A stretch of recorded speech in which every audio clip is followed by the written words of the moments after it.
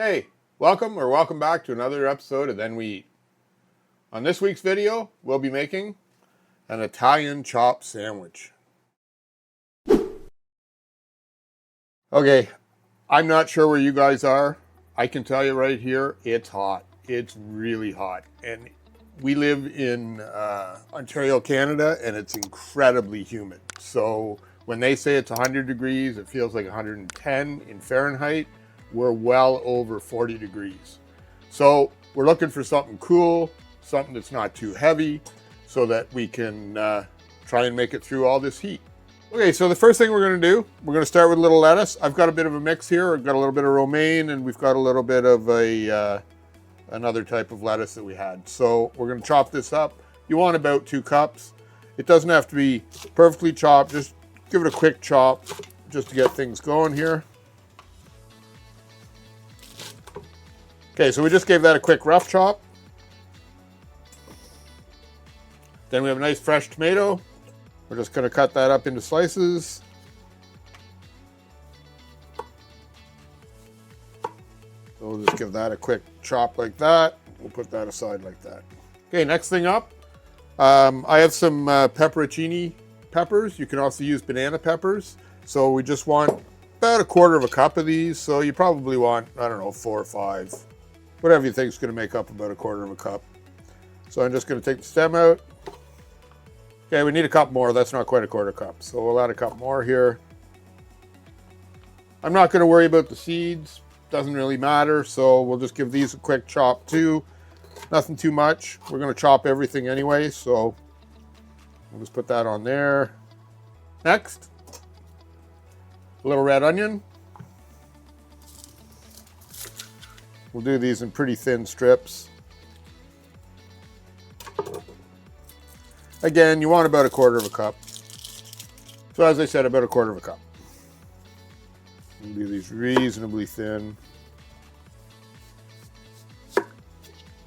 So about that much.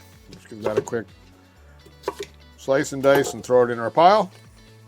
And finally, the best part, meat and cheese. So again, I'm just going to give this a quick cut, nothing too much, just enough so that we can break her down a bit. Put that into the pile as well. For the meat, you want about 6 slices of salami, and then you want about equal amounts of pepperoni and ham.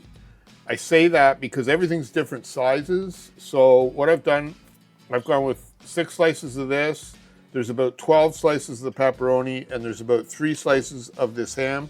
It was a spiral cut ham that we'd froze earlier this year, so it's a little bit thicker, a little bit bigger, so we cut back a bit on it. So this is 3 pieces, this is about 12 pieces, and this is 6. Again, I'm just gonna give it a quick rough chop. All right, so there you have it. We've got everything roughly chopped, so now what we're going to do is we're going to chop up everything just a little bit more fine. So off we go.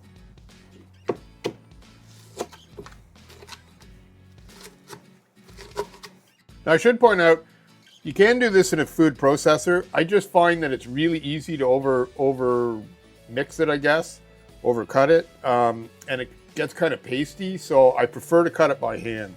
It gives you a little bit bigger chunks or a little bit more variation in size, so it just makes for a nicer texture.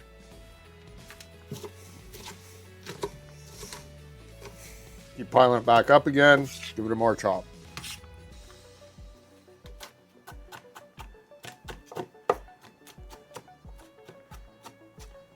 There's not really an exact science to this. It's whenever you think that it's chopped enough, that's where you can stop.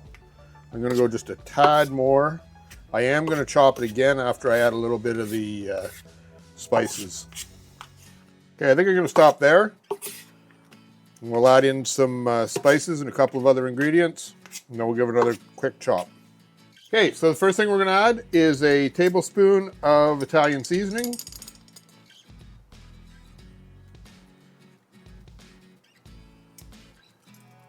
a little bit short, so we'll just top that up a bit.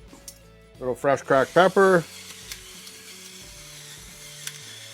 We're going to add 3 tablespoons of red wine vinegar. 3 tablespoons of olive oil.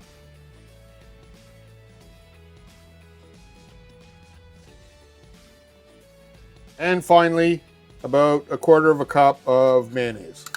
So once we got it in there, we'll just give it another quick chop just to get everything mixed in. Just keep kind of mixing it around, make sure everything gets well incorporated. Okay, so I think that's pretty good. Nice texture to it. Not broken down too much. Still got some nice pieces in there. Give it a taste, see if it needs anything.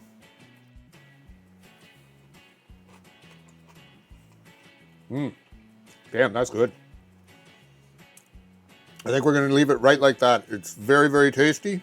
Consistency is really nice. The pieces are about the right size, or at least the right size for us. So I think we're going to leave it there. So give us a minute. We'll clean up a bit, and then we'll come back and show you how we're going to plate it up.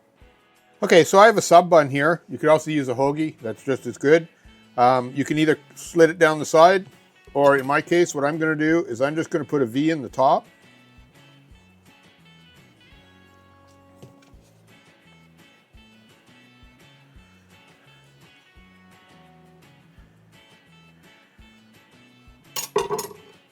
Then I'm just going to spread it out a bit and give us a little more room for all that good filling. All right, fill her up. Don't be shy. So there you have it. One chopped Italian sub. Let's give it a shot, see what it tastes like. Let's take a little slice off here.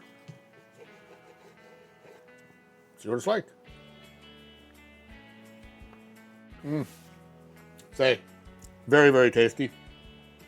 Could have put a little more filling, so I think I'm going to top this up a bit. Other than that, the flavors are coming through incredibly well.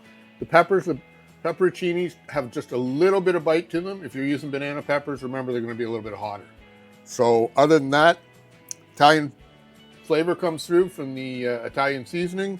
It's a really good sandwich. So if you all can do us a favor and subscribe to the channel, if you haven't already, of course.